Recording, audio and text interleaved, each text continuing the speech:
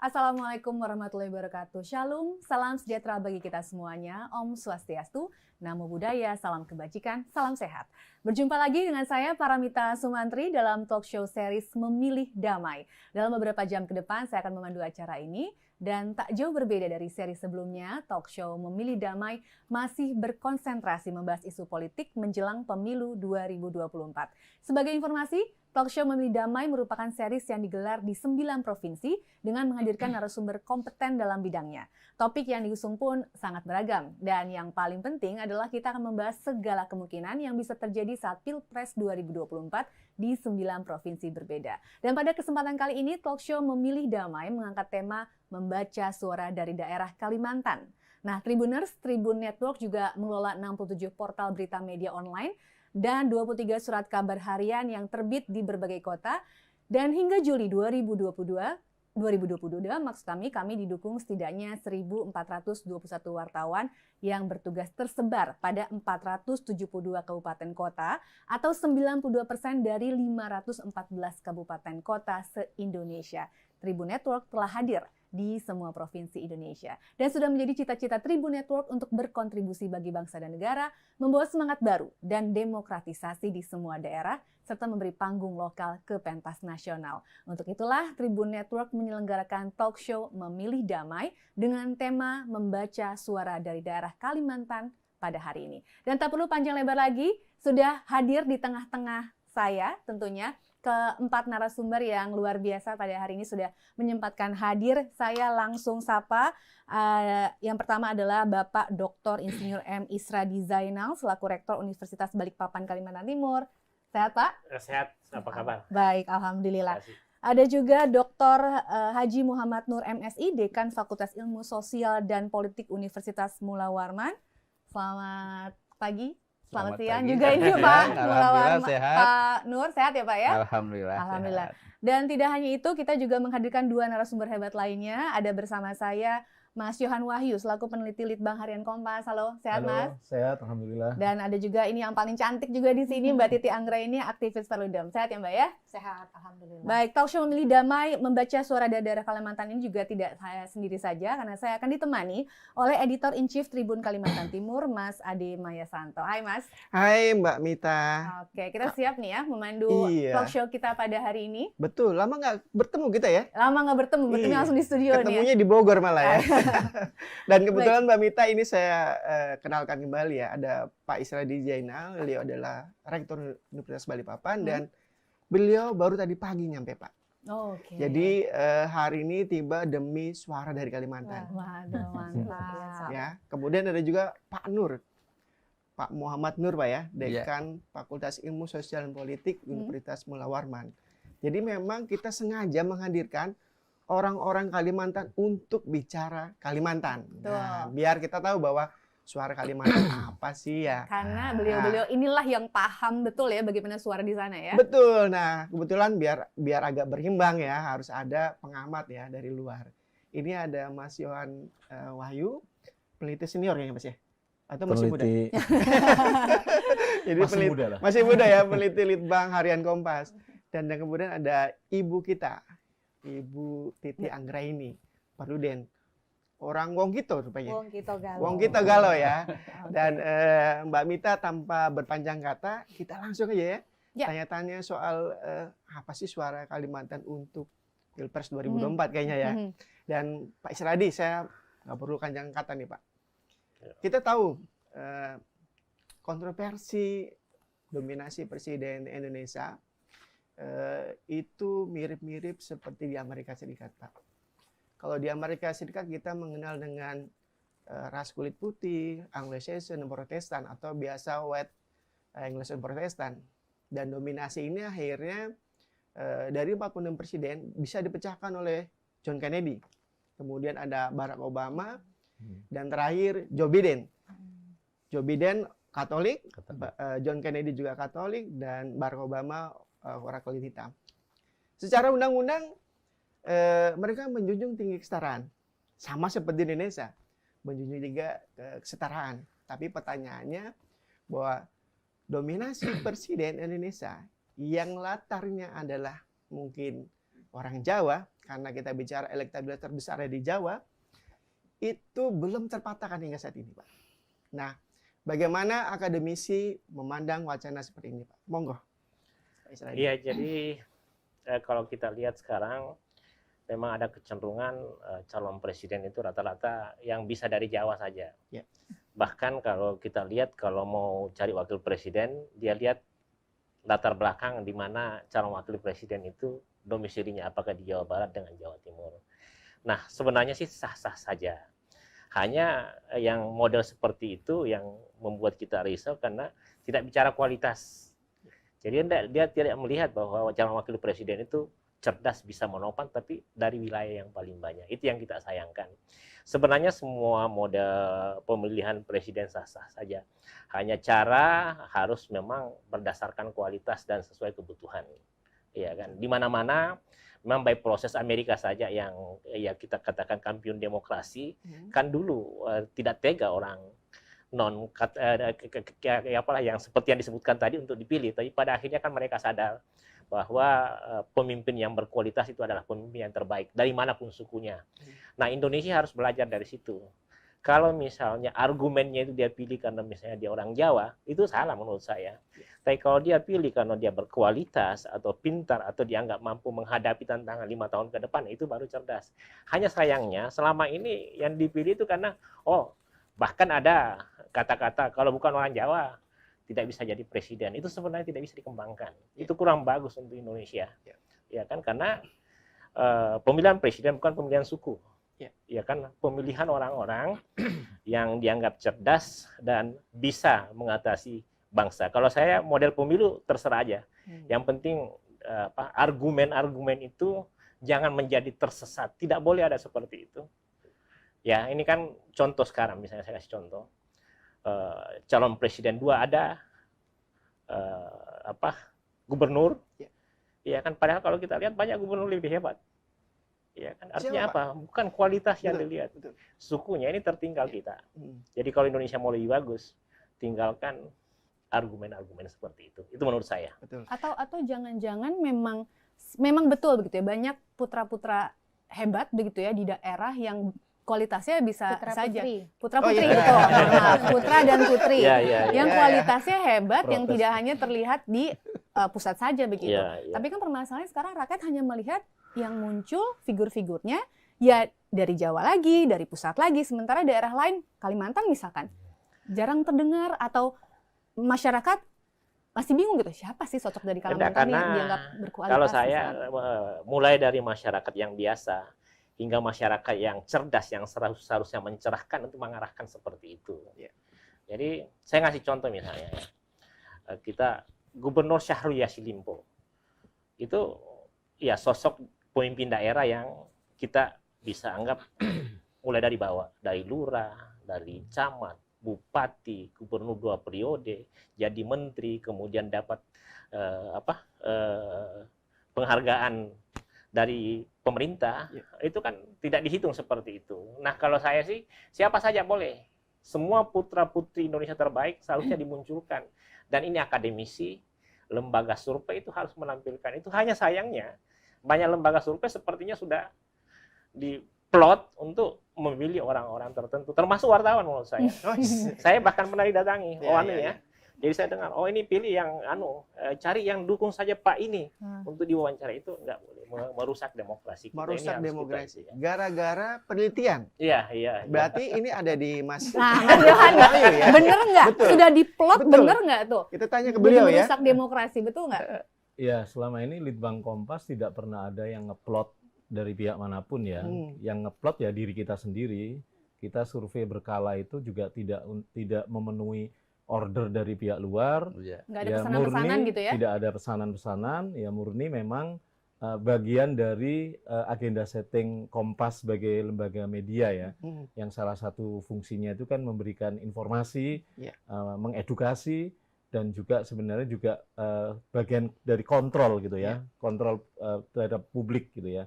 Jadi 3 hal itu yang kemudian kenapa kita melakukan survei secara berkala. Misalnya ini mendekati pemilu, bahkan tiap 3 bulan akan kita survei ini. Jadi kita juga itu bagian dari fungsi media juga, karena Satu itu memberikan informasi ke publik, apa itu informasinya, bagaimana sih respon publik terhadap kebijakan pemerintah, evaluasi terhadap kinerja pemerintah. Yang kedua misalnya, siapa sih calon presiden yang kemudian diinginkan publik? Kita kan nggak nanya partai ya, siapa yang diinginkan partai kita nggak nanya. Tapi yang kita tanya adalah publik. Kompas, amanat hati nurani rakyat, bukan amanat hati nurani partai. Jadi kita memang nanya ke publik, siapa calon presiden yang diinginkan publik. Sama siapa partai yang diinginkan. Jadi memang dari sisi evaluasi kinerja pemerintah, bagian dari kontrol, di sisi yang lain kita mencari figur-figur yang diinginkan publik, bagian dari menyajikan informasi. Ini loh yang sebenarnya figur-figur yang diinginkan publik gitu ya. Menyambung tadi pertanyaan tadi, sebenarnya tidak ada itu jawaban-jawaban publik yang terkait etnisitas gitu ya. Ketika memilih orang itu tidak peduli etnisitasnya juga kok. Jadi kita tanya kenapa memilih Pak Ganjar, kenapa memilih Pak Anies, kenapa memilih Pak Prabowo, misalnya 3 nama yang selama ini muncul paling tinggi ya. Itu alasannya tidak ada satupun yang mengatakan etnisitas, yang kebetulan 3-tiganya Jawa misalnya ya. Itu nggak ada sebenarnya. Alasan Pak Anies kenapa milih Pak Ganjar, karena merakyat yang dominan ya. Yang kedua milih Pak Prabowo karena tegas.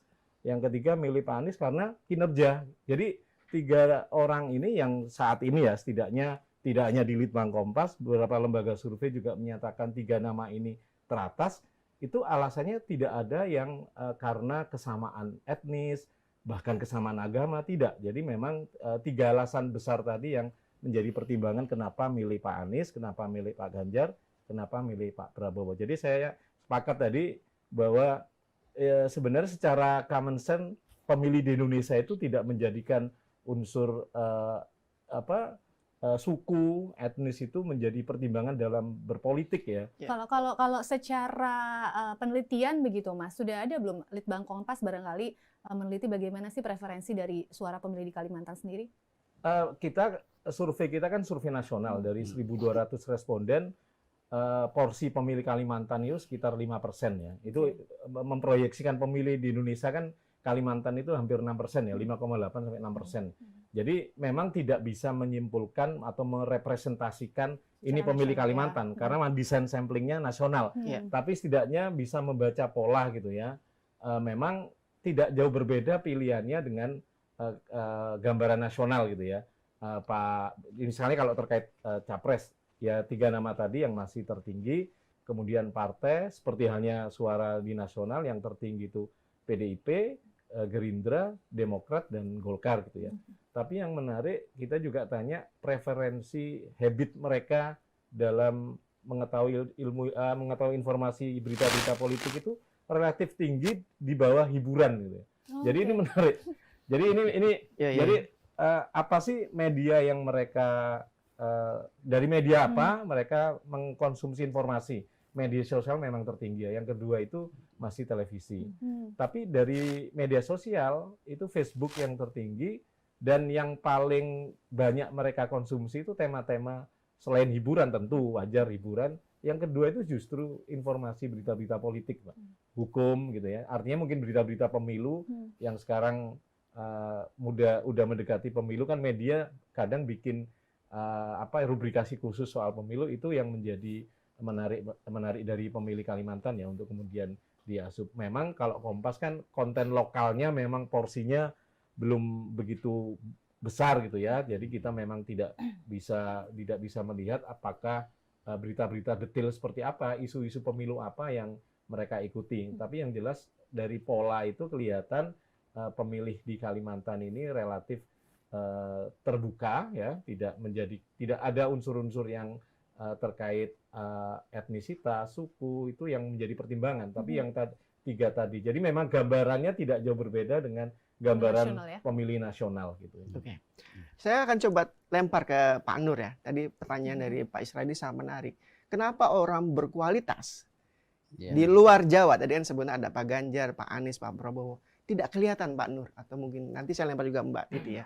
Iya, saya awali barangkali dari sisi yuridisnya dulu gitu ya, bahwa sesungguhnya kalau kita melihat dari Undang-Undang Dasar berikut turunan semua ke bawahnya, agaknya tidak ada yang salah, tidak ada yang keliru karena jelas sekali di situ dicantumkan bahwa yang berhak menjadi presiden itu adalah orang Indonesia asli yang dilahirkan oleh orang dari keturunan Indonesia asli. Artinya bahwa sebetulnya dari segi yuridis formal tidak ada clear, tidak ada masalah. Nah, sekarang oke, kita coba tinjau dari atau kita abaikan saja sisi mitologi tentang Jayabaya.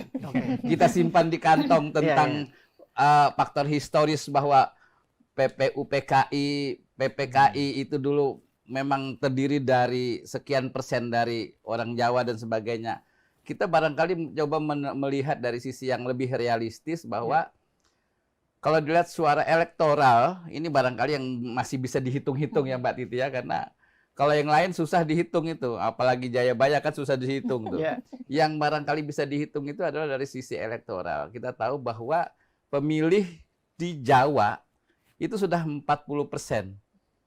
Itu artinya bahwa tanpa bermaksud menyalahkan demokrasi tentu saja, bahwa sepanjang itu nanti pemilihan umumnya itu dilaksanakan dengan asas demokrasi berdasarkan jumlah one man one vote itu, maka agaknya memang susah sekali untuk bisa memenangkan suara. Karena bagaimanapun juga saya selalu saja bilang bahwa kita berusaha untuk menghindari politik identitas gitu ya. Sampai kiamat rasanya politik identitas itu nggak akan bisa hilang. Ketika kita bicara tentang putra daerah dan putra luar daerah itu sudah politik identitas. Kita bicara tentang agama itu bicara politik identitas. Jadi menurut saya sampai kapanpun agak susah itu dihapuskan. Oleh karena itu sekalipun saya sebagai putra daerah Kalimantan yang sangat menginginkan kemukjizatan itu, saya anggap kemukjizatan ya, bahwa nanti yang akan menjadi presiden itu adalah orang Kalimantan. Besar sekali keinginan saya dan sekian ribu, sekian juta penduduk Kalimantan. Tapi kalau ingin berpikir realistis berdasarkan hitung-hitungan elektoral tadi, kami agaknya memang mau tidak mau harus menunggu barangkali sekitar 10-15 tahun. Barangkali ya. Karena begini, kenapa saya sampaikan seperti itu? Logikanya begini, dalam waktu 10 tahun atau 15 tahun, kita berharap bahwa terjadi migrasi besar-besaran ke Kalimantan. Sehingga, kalaupun yang bermigrasi ke sana itu adalah orang-orang luar Pulau Kalimantan, paling tidak rasa sense of belonging mereka di Kalimantan, mencari nafkah di Kalimantan dan sebagainya, sehingga kita berharap bahwa mereka akan memperjuangkan supaya memilih tokoh-tokoh atau orang-orang yang memang berprestasi di Kalimantan. Yang kedua, kita tahu bahwa kenapa dominasi elektoral itu di Pulau Jawa, sekalipun barangkali di samping ada 40% orang Jawa di Jawa, tetapi juga kita tahu bahwa simpul-simpul kekuasaan, baik partai maupun pemerintahan itu ada di ibu kota. Kita berharap bahwa 2024 ketika nanti ibu kota pindah ke Kalimantan, maka simpul-simpul kekuatan itu juga akan pindah ke sana. DPP partai ada di sana. Kemudian pusat-pusat pemerintahan, kementerian dan segala macam ada di sana. Maka saya berpikir bahwa dalam beberapa tahun ke depan ketika simpul-simpul kekuasaan itu ada di sana, ada di Kalimantan, maka insya Allah presiden berikut barangkali seluruh jajaran kabinetnya mungkin saja akan sebagian besar orang Kalimantan. Masalah prestasi sebagaimana yang disampaikan tadi, kita masih bisa berkompetisi saya pikir. Nggak kalah ya? Oh, nggak kalah, iya saya pikir nggak kalah. Kita bisa diuji, bisa berani berkompetisi, berani dalam tanda petik diadu ya, emang jangkrik apa ya.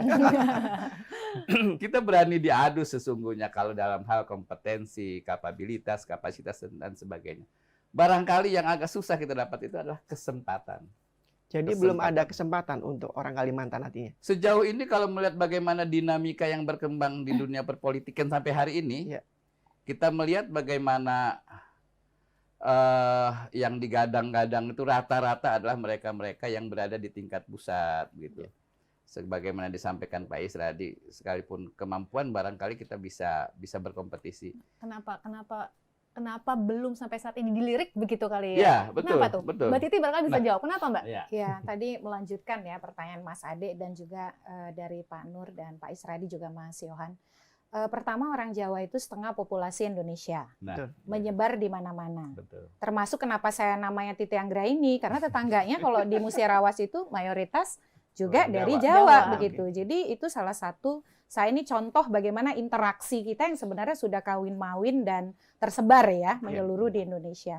Jadi ketika jumlahnya banyak, maka peluang mereka memasuki institusi politik, jabatan publik, ataupun posisi-posisi strategis menjadi lebih besar. Karena memang populasinya besar. Jadi mereka juga punya peluang memasuki posisi-posisi tadi jauh lebih memungkinkan dibanding kita yang jumlahnya sedikit. Iya. Jadi dari sisi jumlah sudah demikian. Yang kedua, konstitusi kita sebenarnya punya desain yang cukup memikirkan soal inklusivitas presiden dan wakil presiden. Supaya presiden itu bukan cuma pilihan orang Jawa, maka di pasal 6A ayat 3 konstitusi kita menyebutkan presiden itu selain harus mendapat 50% plus 1, dia juga perolehan suaranya harus tersebar paling Ya. sedikit dia dapat 20% di lebih dari Daerah. setengah provinsi Indonesia. Ya. Itu filosofisnya adalah supaya rasa kepemilikan dan keterpilihan itu mewakili seluruh Indonesia. Jadi presidennya Indonesia, bukan presidennya Pulau Jawa. Nah, meski kemudian ada putusan Mahkamah Konstitusi, kalau presidennya hanya 2 pasangan calon, syarat sebaran itu menjadi dianulir. Ya. Nah, itu yang berikut. Yang ketiga, kita bicara soal privilege Pulau Jawa. Mengapa kemudian kepala daerah di Pulau Jawa itu jauh lebih populer? Infrastruktur media paling banyak di terutama Jawa, ibu kota, Pulau Jawa. Akses misalnya media sosial sebagai akses utama publik kita hari ini, lebih banyak hiruk pikuknya menghadirkan perbincangan di tempat-tempat yang populasinya besar kan, Ya. termasuk juga media televisi. Jadi memang dari sana kita punya pekerjaan rumah ikutan, terutama soal akses tadi pada informasi, infrastruktur, dan seterusnya. Tidak usah jauh-jauh misalnya Pilkada DKI Jakarta. Kan disebutkan Pilkada rasa Pilpres. Karena semua mata kan memandang ke sana. 2017 padahal yang Pilkada itu bukan hanya DKI Jakarta. Betul. Tapi karena semua infrastruktur informasi menyorot ke DKI Jakarta, yang di Bangka Belitung ikut terbawa begitu ya.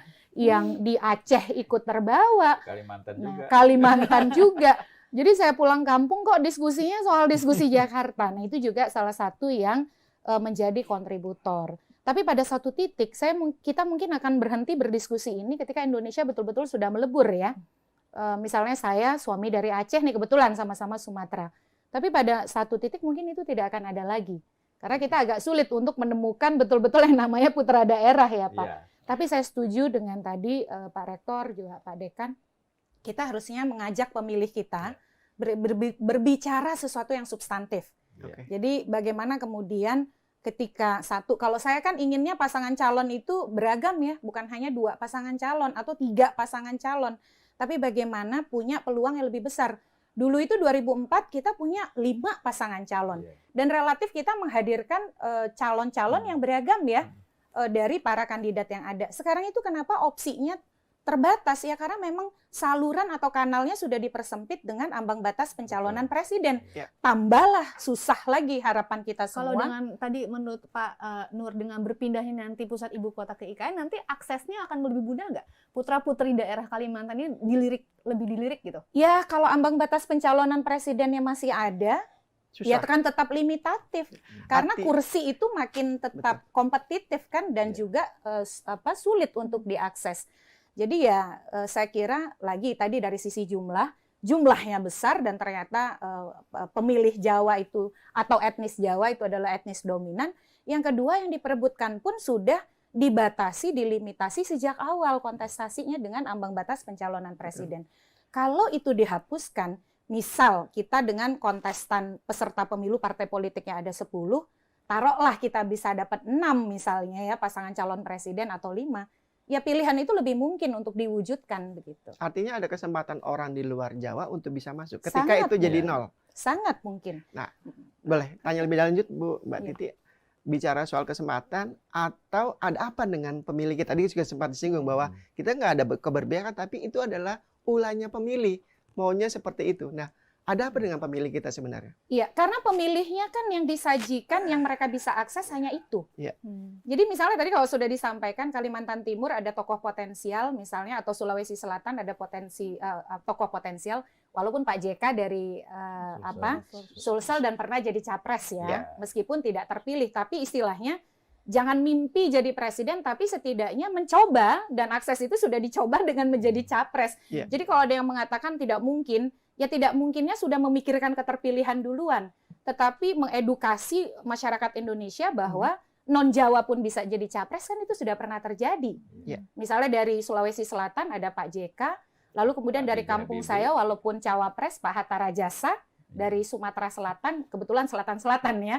Nah, jadi pemilih itu memang karena tadi ya sumber informasi di media sosial yang diangkat kepemimpinan yang populis, kinerja, sorotannya ada MRT, ada ini, ada itu kan, yang ada dari pulau-pulau Jawa tadi begitu. Nah, jadi ini juga mungkin menjadi tantangan ke depan bagaimana media juga ikut memberitakan secara lebih proporsional pemimpin-pemimpin alternatif dari daerah-daerah selain Jawa. Gitu. Mbak Mita, kayaknya kita perlu lihat ini pemilih muda kita ya dari Kalimantan.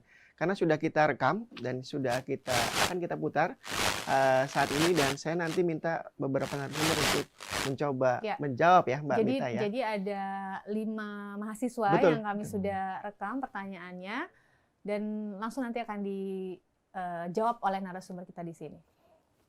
Assalamualaikum warahmatullahi wabarakatuh. Perkenalkan, nama saya Istiavan Mita dari Fakultas Ekonomi Prodi Manajemen. Di sini saya ingin bertanya tentang bagaimana peran media sosial dapat merubah persepsi pemilih jika presiden tidak harus dari Jawa. Terima kasih. Kita kasih siapa nih? Mahasiswanya dulu saja. Jangan dulu, jangan. Jangan. Kita kasih lebar dulu ke Mas Yohan karena beliau media sosial nih. Gimana Mas? Tadi disinggung oleh Mbak Titi bahwa peran media itu cukup besar ya, bagaimana mengamplifikasi sorotan tentang pemberitaan. Itu wajar ketika memang tadi udah disebutkan Mbak Titi, segala infrastruktur ada di Jawa semua, Jakarta terutama, sehingga pada konteks tertentu, apalagi kalau kita lihat pemakai sosial media, netizen itu kalau dari data, itu ya memang di Jawa juga, Jawa, Sumatera gitu ya. Jadi memang tidak menjadi wajar ketika yang diperbincangkan ya pasti di sekitar mereka. Mereka nggak mungkin memperbincangkan sesuatu yang tidak mereka ketahui, dan yang kedua sesuatu yang jauh dengan mereka gitu ya. Jadi ini yang menjadi PR kita, bagaimana kemudian jangkauan itu kemudian lebih meluas ya. Saya sepakat misalnya ini menjadi tidak hanya media ya, dibebankan media, berat banget media ini ya. Kan sebenarnya kita kan mengamplifikasi media itu tidak menciptakan peristiwa. Yang menciptakan peristiwa momentum ya semua bisa menciptakan gitu ya.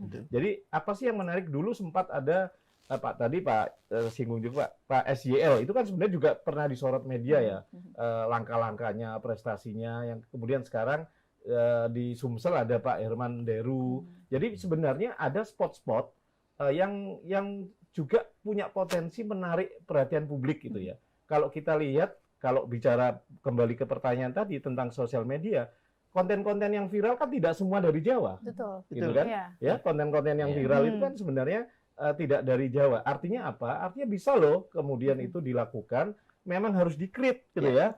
Misalnya kalau saya tim sukses paslon di daerah Kalimantan misalnya, udah mulai memikirkan nih, membranding. Paling enggak sasarannya kan sosial media nih. Apa sih yang sosial media itu? Satu pasti hal yang menarik, bukan hal yang penting.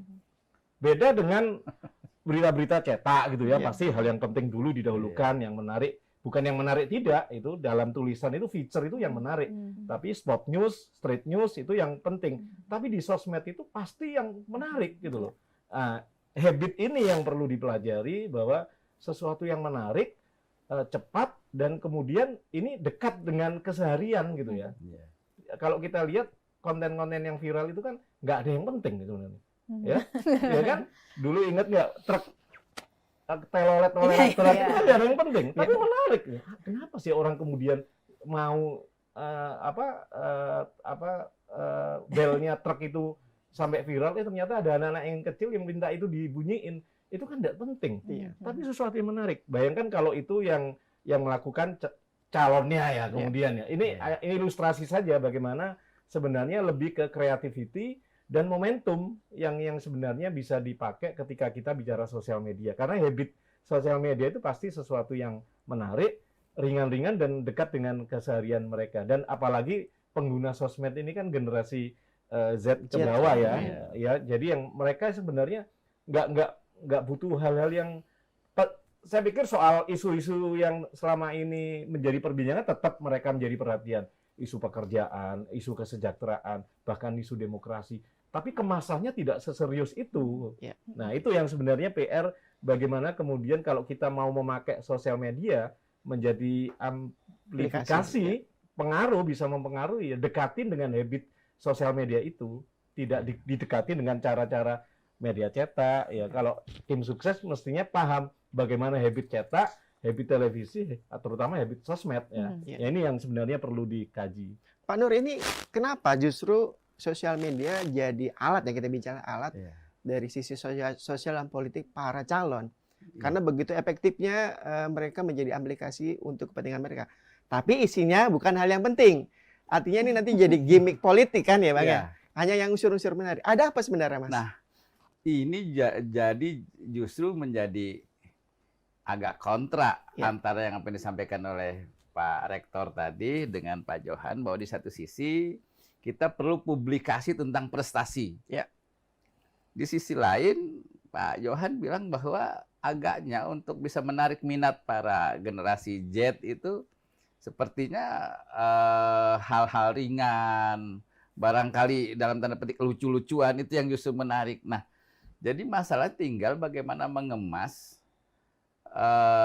bahwa di satu sisi pesannya itu adalah pesan politis, tetapi disajikan dalam bentuk yang kira-kira bisa menarik, khususnya bagi kalangan milenial itu. Yang memenuhi selera milenial, betul kali ya? Betul, ya karena kalau disajikan tentang apa namanya narasi prestasi begitu ya, jangan-jangan nggak ada yang menonton mereka. Karena kan mereka kan senangnya yang entah ada aura game di situ, ada aura-aura remaja di situ yang mereka suka yang seperti itu. Sehingga bagaimana media atau para konten kreator katakanlah begitu ya, mengemas entah dalam bentuk film-film pendek, YouTube dan sebagainya, mengemas bahwa sekalipun itu di situ ada pesan politik, tetapi disajikan dalam bentuk yang menarik sesuai dengan selera mereka. Nah, ini tentu bukan saya yang memikirkannya, itu para konten kreator yang memikirkan. Iya, karena untuk membuat film-film pendek semacam itu juga tidak kalah sulitnya. Dan terkait tadi masalah, saya tertarik juga dengan yang disampaikan oleh Mbak Titi tadi, bahwa terkait masalah elektoral tadi, bahwa 50% suara di Jawa, suara orang Jawa itu, dalam tanda petik ya, mohon maaf tanpa maksud sara sedikit pun, tapi kita harus akui bahwa peran organisasi-organisasi etnik gitu ya, itu juga memegang peran luar biasa ya. Katakanlah di Kalimantan gitu ya, organisasi-organisasi kesukuan itu luar biasa mempengaruhi elektoral itu. Nah, tentu kita tidak mungkin menyuruh mereka membubarkan diri kan, nggak mungkin kan. Nah, barangkali di situ letak entah politikus, entah pemerintah, atau perludem barangkali ya. Kalau di Sumatera tuh ada Puja Kesuma, Pak. Putra Jawa keturunan Sumatera. Nah, iya. Di Kalimantan juga sama ada. Di Kalimantan ada organisasi apa yang kuat sekali itu, ikatan primordialnya. Tetapi memang di situ barangkali kita perlu menanamkan atau mensosialisasikan perlunya wawasan Nusantara, bahwa kita ini sudah Indonesia, betul, bukan lagi Jawa, bukan lagi Kalimantan, bukan lagi Sulawesi dan sebagainya. Dan saya yakin itu sebetulnya didengungkan sejak kemerdekaan sebetulnya. Entah kenapa sampai sekarang tidak berhasil gitu ya. Karena barangkali antara lain ya kita memang terdiri dari banyak sekali suku, banyak sekali adat istiadat dan sebagainya. Dan masing-masing itu, ini amanat pemerintah, amanat undang-undang juga untuk memelihara agar mereka tetap eksistensi suku, adat, bahasa dan sebagainya tetap harus dipelihara. Lagi-lagi kita tidak mungkin menyalahkan undang-undang yang memelihara eksistensi keberagaman adat istiadat dan sebagainya. Tetapi memang perlu ditanamkan satu hal pokok tentang wawasan Nusantara, bahwa siapapun, apapun, dimanapun itu adalah Indonesia. Sehingga siapapun nanti menjadi pejabatnya, menjadi gubernurnya, menjadi presidennya, itu bukan orang Jawa, tapi orang Indonesia. Pak Isradin nih, tadi ada paradoks Pak. Bapak ingin tadi kan keberhasilan yang dimunculkan, tapi di satu sisi dari sisi media sosial yang paling gemari oleh milenial, Gen Z ya, Gen Z. justru maunya yang menarik-menarik Pak. Paradok Pak. Iya, jadi kalau kita kan ini yang harus mengalahkan milenial. Ya. Jangan ikut sama milenial. Hmm. Jadi khususnya para intelektual, para pemimpin partai, dia ajarkan mereka. Ya kan, ya akan masa depan bangsa ini kan akan ditentukan sama pemimpin. Ya. Jangan terikut dengan cara-cara seperti itu, karena kan itu biasa game keseakan-akan hebat, padahal dia tahu yang hebat sesungguhnya banyak. Ya. Gitu kan. Itu yang saya anukan. Dan memang kita harus sadari memang di dunia, di Amerika, di mana-mana pemilihan presiden, faktor media itu memang sangat menentukan. Tapi kalau saya berpendapat begini, para pakar politik, para pimpinan partai, atau para tokoh masyarakat, tokoh bangsa, itu jangan ikut dengan kemauan anak muda, tapi diarahkan bahwa bangsa ini butuh pemimpin yang seperti ini. Kalau kita pilih pemimpin populer, semua masalah-masalah yang ada di bangsa kita tidak akan selesai. Kita ini, bangsa ini ingin menyelesaikan masalah. Iya kan? Kalau dipilih orang yang populer saja, tanpa punya integritas, kualitas yang memang menurut tokoh bangsa ini banyak yang ngerti siapa sebenarnya berkualitas dalam arti sesungguhnya. Kita bicara aja prestasi. Apa gunanya menerima bintang Mahaputra kalau misalnya itu tidak dianggap berhasil? Ada banyak gubernur menerima bintang Mahaputra, tapi tokoh bangsa coba lihat, tokoh politik, dia tidak mengarahkan ke sana, malah ikut-ikut sama generasi untuk memilih apa yang dia inginkan. Itu aja. Kan masalah tidak selesai. Itu kan bisa dikondisikan. Orang yang misalnya paham terkait media, dia bisa meng-hire banyak orang untuk mempengaruhi pemilih. Nah, parahnya tokoh akademisi ikut-ikut juga seperti itu. Kalau saya tetap konsisten gitu. Pertama, diskursus yang menyatakan tidak ada hanya orang Jawa yang bisa jadi presiden, itu salah untuk pendidikan kebangsaan. Yang kedua, bahwa kalau misalnya ditinjau dengan prestasi, kemudian tokoh politik, tokoh bangsa yang mestinya paham, tidak mencerahkan, hancurlah bangsa ini. Jadi jangan pernah mau bilang Indonesia akan bagus, kalau ikut dengan pola seperti sekarang, karena popularitas, dia kan tahu sendiri, media bisa dimainkan, ya kan, duit banyak, menciptakan akun di mana-mana, udah seakan-akan dia terbaik, seakan-akan dia terhebat. Yang parahnya kan orang tahu, kalau misalnya indikatornya keberhasilan, kinerja, apa gunanya itu bintang-bintang yang diterima? Dipasang Mahaputra sama negara, ya kan? Itu aja kalau saya terkait itu. Jadi jangan biarkan bangsa ini larut dengan permainan media sosial yang bisa dikondisikan. Seandainya itu tidak bisa dimainkan, tidak ada masalah. Itu karena media bisa dimainkan. Tapi menurut Bapak idealnya seperti apa?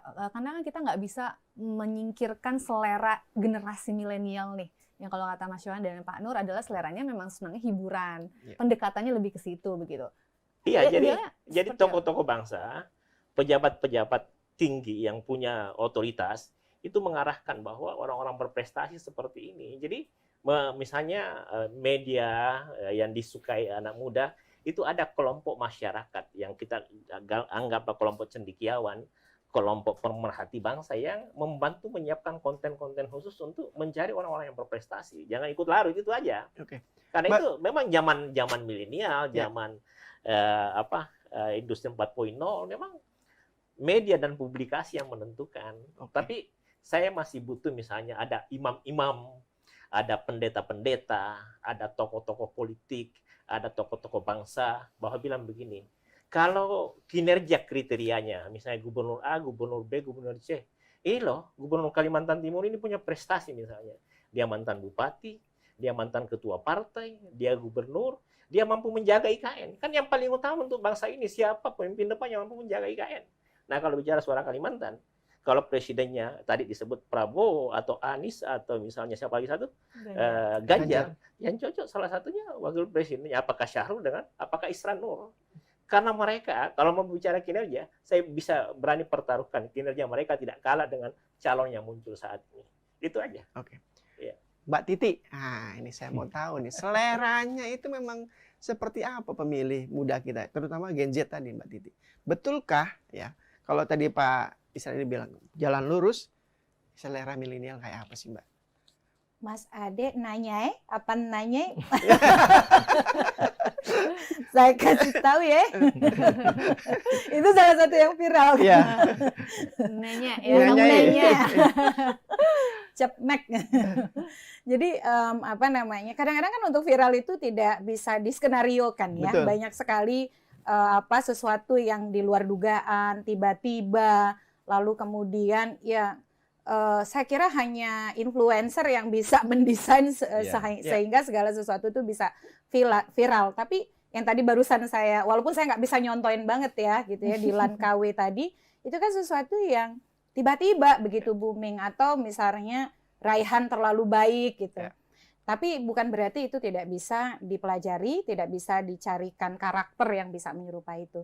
Mengapa milenial harus kita perhatikan? 2024 itu punyanya milenial. 51% lebih pemilih Indonesia adalah generasi Z dan Y. Yang berusia 17 sampai 39 tahun. Yang berusia 17 sampai 23 itu ada 15% lebih. Bayangkan, 15% lebih ini kalau dia solid bisa dikelola oleh satu partai itu tutup mata, sudah lolos parliamentary threshold. Nggak pusing-pusing kan? Karena parliamentary threshold hanya 4%, itu untuk partai. Nah, untuk calon presiden, wakil presiden apalagi. Nah, seperti apa saya kira, ya itu tidak juga milenial kita itu tidak punya preferensi yang baik. Karena kami misalnya pernah FGD tentang isu-isu yang diminati oleh teman-teman pemilih muda. Yang bahkan pemilih pemula usia 17-23. Waktu itu di masa pandemi. Isu yang pertama mereka minati itu adalah kesehatan. Karena kan soal COVID dan lain sebagainya. Kedua tuh politik. Jadi bayangkan, mungkin karena politik tuh banyak dramanya ya, seperti hiburan. Jadi ya selain nonton hiburan, nonton politik gitu. Yang ketiga itu anti korupsi. Nah, jadi dari tiga itu saja memasukkan hal-hal tentu tidak dengan cara yang membosankan. Konon katanya, cara efektif untuk mempengaruhi suatu komunitas adalah dengan menggunakan pendekatan yang ada pada komunitas itu. Nah, kita kan tidak bisa lagi ya model ceramah dua arah. Eranya udah beda ya? Eranya sudah berbeda. Sekarang tuh interaksi, membangun diskursus, membangun dialog. Jadi kalau ingin merebut hati orang muda, libatkan orang muda. Bagaimana pahami mereka, cara berpikirnya, pendekatannya. Jadi jangan sekedar kita ada ini milenial, tapi milenialnya hanya untuk simbolik, artifisial, sekedar aksesoris.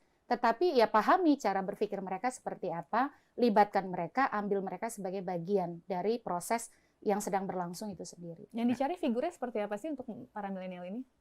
Ya, Mas Yohan pasti punya datanya ya. Tapi dari Mbak Titi dulu nih, kalau melihat dari pernah ada FGD di situ, gitu ya, ada hasilnya seperti apa? Salah satu yang menarik dari jawaban mereka, dari mana mereka mengenal para kontestan? Dari medsos. Dari medsos apanya? Ya dari Twitternya, dari IG-nya, dan dari TikTok-nya. Jadi betul ya bahwa ini kita tidak bicara di ruang hampa. Prestasi boleh ada, tetapi dia harus diciptakan sehingga dia bisa kemudian teramplifikasi kepada masa yang jauh lebih besar. Karena misalnya gini, karena saya ini orang daerah kan pada dasarnya sama kan, tapi saya dari Sumatera Selatan.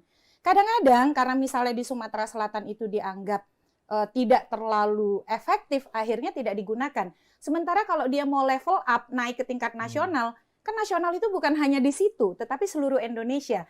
Dan instrumen yang paling murah adalah media sosial. Mbak Mita, tengok lagi video kedua ya, dari mahasiswa. Apalagi suaranya nih ya. Kita langsung dengarkan apa pertanyaan mahasiswa. Assalamualaikum warahmatullahi wabarakatuh. Saya Restu Nugroho dari Fakultas Teknologi Industri. Saya akan memberi pertanyaan syarat apa yang dibutuhkan untuk mendobrak tren presiden dari Jawa. Oke. Syarat apa yang Syarat apa? dibutuhkan untuk mendobrak tren presiden dari non-Jawa atau dari luar Jawa? Silakan. Pak Isradi dulu.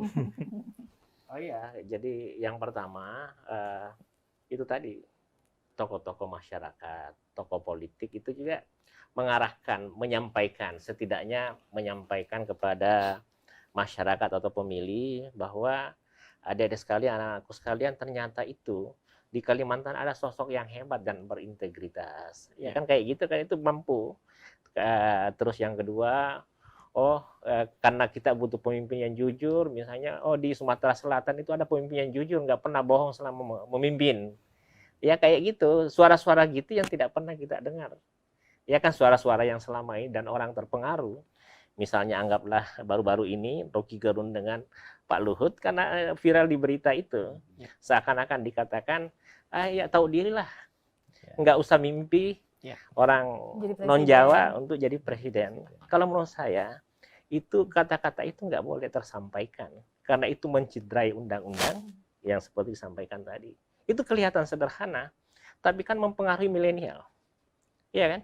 Nah, itu salah satu contoh untuk mendobrak seperti itu. Kalau saya sih, tantangan bangsa ini sangat banyak. Ya kan? Lembaga survei, tokoh politik, ya setidaknya tidak ikut arus untuk menyatakan atau meluruskan seakan-akan ini pemimpin hebat hanya karena TikToknya. Kan kita tahu mana TikTok yang asli, mana yang tulus, mana yang buatan. Influencer juga kita kan banyak tahu. Ya kan kayak gitu. Itu aja, karena masih banyak tokoh bangsa yang didengar sama masyarakat. Oke. Itu aja caranya, kalau misalnya ditanya caranya seperti itu. Menarik kalau Mas Yohan tadi Pak Isradi menyatakan bahwa wacana-wacana berkembang itu bisa mempengaruhi pemikiran-pemikiran atau pemilih begitu ya. Seberapa besar sih memang wacana yang berkembang yang ada di media sosial, ada di televisi dan lain-lain mempengaruhi mereka ini? Iya, tadi saya menyinggung soal sosmed itu mungkin lebih di level strategi ya, bukan di level value. Kalau di level value pasti hal-hal yang pasti lebih penting itu pasti harus ditonjolkan. Prestasi, kinerja, rekam jejak, itu value. Tadi saya menjawab pertanyaan di level strategi. Bagaimana sih cara mendekati agar kemudian pemilih, sama dengan pertanyaan yang terakhir ini, bagaimana mendongkrak calon presiden dari non-Jawa? Saya pikir juga levelnya strategi jawaban saya. Bagaimana kemudian orang yang berprestasi, rekam jejaknya bagus, kinerjanya bagus, ini kalau kemudian tidak diketahui orang banyak, ya sia-sia. Kan sebenarnya pemilihan langsung itu kan ya pertama adalah popularity. Orang tahu dulu. Populer. Ya, Mas Ade kinerjanya bagus, orang nggak kenal, ya nggak mungkin dipilih. Gitu. Pertama kenal dulu. Salah satu cara untuk mengenal, tadi Mbak Titi menyinggung, wilayah Indonesia ini kan sangat luas. Butuh kos banyak juga kalau kita mendongkrak keterkenalan dulu nih, belum keterpilihan ya. Popularity dulu. Sosmed itu adalah perangkat paling murah dan cepat ya untuk kemudian kita dijadikan kendaraan untuk mendongkrak popularity dulu nih.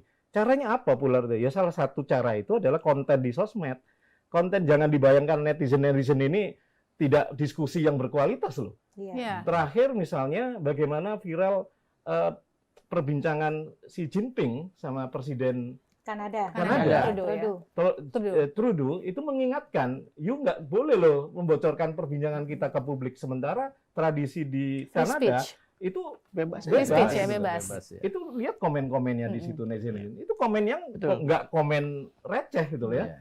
Ternyata dia komen, di Kanada jelasin di Kanada itu tradisinya kayak gini. Sementara di Cina, ini perbedaan perspektif. Kultur juga.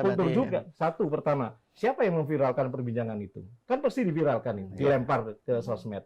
Tapi perbincangannya bukan perbincangan yang receh gitu ya. Jadi itu yang bagaimana menggambarkan bagaimana value perbincangan itu tidak akan punya arti dan orang nggak tahu kalau kita nggak punya strategi untuk melempar ke publik. Dan saat ini itu paling mudah ngelemparnya. Dulu zaman kita ya Mbak Titi ya, angkatan 90-an ini, itu koran kalau supaya mau protes ke koran aja, ngirim surat membaca, kadang dibaca, kadang nyampe-nya sebulan dulu ya Pak. Mengirim surat membaca itu lama banget responnya. Sekarang berita Kompas salah misalnya, atau Iya. salah ketik, salah ini, cepet banget di sosmed. Kemudian itu menjadi cepet banget direspon oleh kami misalnya ya, atau Redaksi Tribun ya. mungkin punya pengalaman yang sama. Jadi ini kecepatan dan eranya memang berubah gitu ya. Tapi value tetap menurut saya, value itu yang tetap harus dipertahankan soal rekam jejak. Saya sepakat tadi, rekam jejak, prestasi, orangnya jujur, hampir semua alasan Jangan itu lupa yang anti korupsi. dan bersih ya, tidak korupsi, itu sesuatu value yang nggak bisa ditawar. Iya. Tapi value itu di era saat ini itu nggak akan gampang diketahui kalau kita tidak melakukan strategi yang cepat gitu ya. Strategi yang sekarang habit orang apa sekarang sosmed gitu. Sekarang Mbak Mita sehari dalam 24 jam pegang handphone berapa jam? Bangun tidur langsung pegang handphone. Pegang handphone ini. Mau tidur pegang handphone Mau gitu tidur kan ya. pegang handphone gitu Iya. ya. Kebangun tengah malam juga ya. Kedua itu. Jadi durasinya menurut riset kita itu 8 sampai 10 jam Iya, iya. sehari itu. Itu hampir separuh lah ya. Itu ada yang sampai lebih dari separuh. Itu ada mungkin di bawah 10% yang akses sosmednya. Bayangkan itu. Artinya habit dia dalam sehari-hari lebih banyak dunia mayanya daripada dunia nyatanya. Jadi itu yang kita lihat ini potensial yang bisa digarap kalau dari pelaku-pelaku elektoral strategik ya, yang bagaimana sih misalnya Pak Isran Nur nih, misalnya kasih contoh Isran Nur. Isran Nur satu, belum pernah dimaksimalkan Isran Nur itu dikaitkan dengan IKN. Branding Pak Isran Nur misalnya, kalau saya jadi timnya Pak Isran Nur nih, ya ini konten-kontennya, berapa sih followernya Pak Isran Nur di sosmed gitu. Jadi ini yang kemudian harus ditingkatkan. Pertama, saya pikir value harus diamankan dulu ya. Value ini kan modal, sosial kapital yang akan dijual. Tapi cara menjualnya, marketingnya ini, ya salah satunya lewat sosmed, lewat konten-konten ini. Yang lebih penting itu adalah bagaimana exposure. Ini kan era keterbukaan. Sayang kalau kita tidak kemudian memanfaatkan exposure di sosial media ini sebagai bagian strategi ya, bukan mereduksi value-nya, tapi sebenarnya bagian dari strategi ini. Dan taktis saja sebenarnya sosial media ini. Saya pikir Ridwan Kamil emang mau kayak gitu. Maksudnya misalnya Pak Ganjar itu ya nari-nari kayak itu, tapi dalam hatinya sebenarnya ya nggak pingin sebenarnya. Tapi itu bagian dari bagaimana kemudian menarik perhatian sebenarnya. Ketika orang tertarik, baru kemudian value itu kemudian disodorkan. Saya pikir ini lebih di level strategik ya, tidak di value. Value saya pikir semua sepakat soal apa-apa yang menjadi prestasi, nilai-nilai, kejujuran, tidak korup, dan saya pikir itu visi misi, program-program kerja itu yang menjadi perbincangan. Tadi Mbak Titi menyinggung Pilkada DKI, itu meskipun jadi sorotan, Pilkada DKI itu relatif menjadi diskursus program kerja loh. Betul. Ketika DP 0% diperbincangkan Iya. perdebatan, bisa nggak DP Data, 0% itu? Bisa nggak kemudian, bahkan netizen ngitung-ngitung ketika KPR misalnya. Nggak mungkin, nggak bisa, ternyata dijelasin sama timnya. Jadi ada perdebatan diskursus yang relatif programatik gitu. DP 0%, OKOC waktu itu ya. Nah, saya membayangkan memang di Pilpres kita belum kuat ke arah sana ya, pengalaman 2014, 2019, saya membayangkan itu akan kemudian menjadi perbincangan tuh orang misalnya ya. Jadi harapannya sih ke arah sana. Harapannya di level strategik itu sudah mulai kemudian diramaikan tuh dengan level value-nya. Itu yang kita harapkan ke arah sana nanti Mas Ade. Ya. Mbak Titi, tadi saya coba mengembangkan dari Mas Yohan bahwa ternyata orang-orang di luar Jawa itu exposure-nya kurang. Padahal kita punya kendaraan. Ya, kita punya kendaraan. Secara value mungkin bagus. Tadi sebut salah satunya Pak Isran. Value-nya mungkin bagus. Tapi kenapa beliau tidak setenar mungkin Pak Ganjar atau mungkin Pak Anies atau mungkin Pak Prabowo? Betulkah exposure yang menjadi masalah? Ya karena tadi ya one person, one vote, one value. Pemilih Pulau Jawa setengah lebih. Dan yang paling populer 1, 2, 3-nya yang ada di Jawa kan itu. Nah, tadi kenapa misalnya penggunaan media sosial menjadi salah satu bahasan dominan? Karena 73% lebih populasi Indonesia pengguna internet aktif. 68% lebih populasi Indonesia pengguna aktif media sosial. Jadi kita lihatlah, media mainstream saja sekarang menggunakan platform media sosial untuk kemudian juga memperluas segmentasi mereka, pembaca dan lain sebagainya. Nah, nampaknya kalau kita perhatikan dari berbagai platform, kebetulan saya pengguna aktif juga dan mengikuti hampir semua politisi tadi ya salah satunya kenapa tidak banyak politisi Pulau Jawa yang saya ikuti? Karena masih banyak di antara mereka yang tidak punya. Satu, akun media sosial. Kedua, kalaupun punya isinya boring. Membuka ini, membuka itu, tapi cerita di balik keberhasilan, kenapa ini dibuka, kenapa ini dihasilkan, kenapa ini dibuat, itu tidak tampil. Jadi kita hanya dipaksa menonton gambar. Tetapi cerita di balik gambar, prestasi, proses menuju ke sana, peran dia sebagai pemimpin itu tidak muncul. Nah itu, walaupun Pak Isran cukup aktif di Facebook ya. Nah di Facebook saya berteman. Nah karena aktif begitu ya, jadi tahu juga. Dan beliau adalah pendukung pilkada langsung ketika ada gonjang-ganjing pilkada oleh DPRD atau pilkada langsung, menggerakkan waktu itu asosiasi kepala daerah yang beliau pimpin. Dan itu kan bagi pegiat demokrasi sesuatu yang meaningful ya sebenarnya kalau bicara soal peran di dalam demokratisasi Indonesia.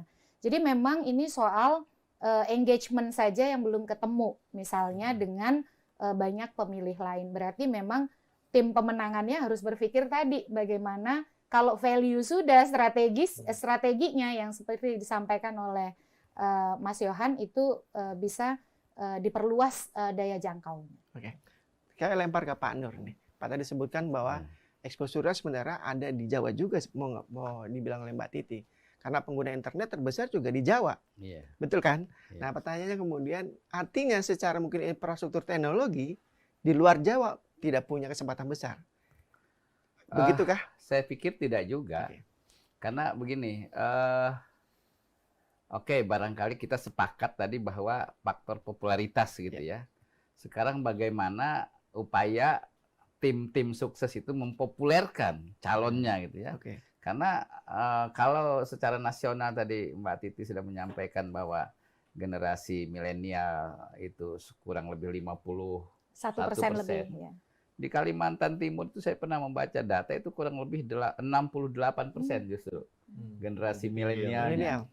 Artinya itu potensi luar biasa bagi daerah untuk mempopulerkan siapapun yang dianggap berprestasi, yang dianggap memiliki kemampuan dalam hal kepemimpinan dan sebagainya. Dan itu kalau dalam dunia bisnis itu pangsa pasar luar biasa sebetulnya itu ya.